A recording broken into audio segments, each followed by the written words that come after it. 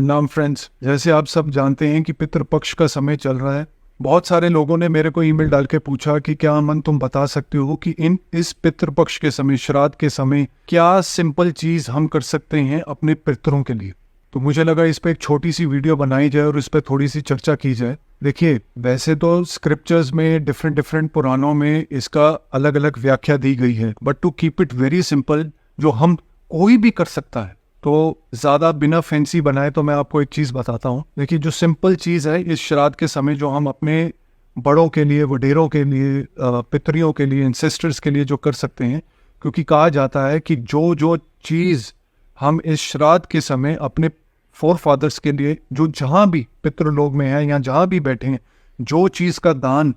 इस समय में करते हैं, मतलब श्राद्ध के समय में करते हैं, वही उन तक पहुँचता है। आप सबसे सिंपल चीज जो ये कर सकते हैं कि ब्राह्मण को अपने घर पे बुला के, चाहे वो 1 हो, 2 हो, 3 हो, उनको बहुत ही आदर सत्कार से अपने घर पे बुला के, उनको जल पिला के, उनके पैर धो के, उनको खाना खिलाइए, उनको अनाज दीजिए, उनको देसी घी में दी हुई रोटी दीजिए, उनको दही खिलाइए। मतलब किसी भी प्रकार का अनाज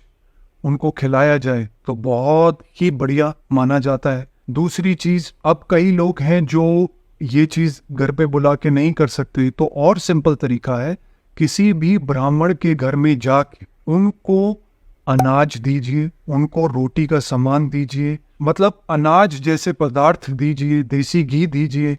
दही का सामान दीजिए, तो खाने की चीज दीजिए। अब जब खाने की चीज की बात करते हैं, कुछ लोगों को मैं देखता हूँ कि वो फ्रूटी दे रहे हैं, कैंपा कोला, पेप्सी, इन सब चीज़ों को अवॉइड कीजिए, अनाज का दान कीजिए।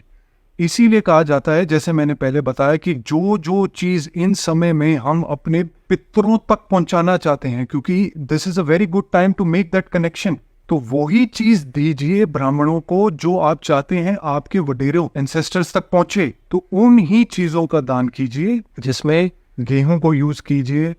खाने की इन पदार्थों को, अनाज को यूज कीजिए, वो सबसे बेस्ट है। और अगर आपकी आर्थिक स्थिति अलाउ करे तो कुछ पैसे भी दे सकते हैं ब्राह्मण को। तो मुझे लगा कि ये चीज करना सबसे बढ़िया है, टू कीप इट सिंपल। और दूसरा, अगर आप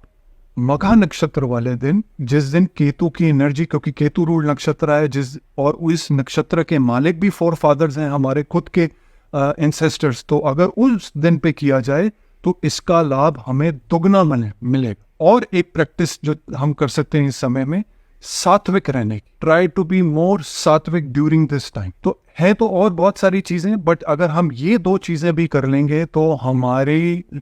इस श्राद्ध का फ्रूट